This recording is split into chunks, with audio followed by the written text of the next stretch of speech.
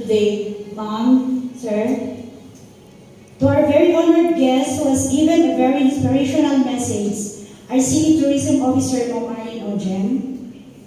To my fellow parents, other guests, and of course our aspiring graduates of batch 2024-2025. Ladies and gentlemen, naibag na bigat tayo amin. Sakbay ko man yung rugyan, dahil nga speech ko, dawatin man yung palakpakan tayo man, dahil ibag-balik kayo. Thank you. Indeed, today is a special day, not only for the students who are being honored, but also for us parents who have witnessed their incredible journeys. It is with pride and joy that we stand here today, representing the voices of all the parents who have watched our children grow, learn and achieve so much during their time in this program. To the graduates, you have worked hard to reach this moment. And today's feeling ceremony is a testament to your dedication and passion for the field of tourism. You have not only gained knowledge and skills, but also learned to adapt, communicate, and collaborate in a dynamic industry. These traits will serve you well as you embark on the next chapter of your journey. As we parents, we have seen your late nights of studying, the challenge you've overcome and commitment you've shown to your dreams.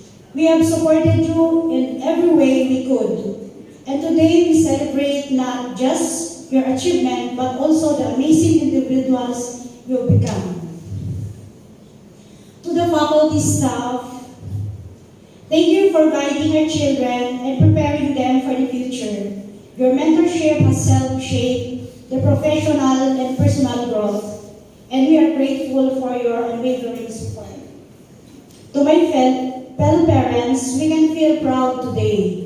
This ceremony marks a milestone in the lives of our children, and while their path may lead them to different corners of the world, these carry with them the lessons and values that we and the educators have instilled.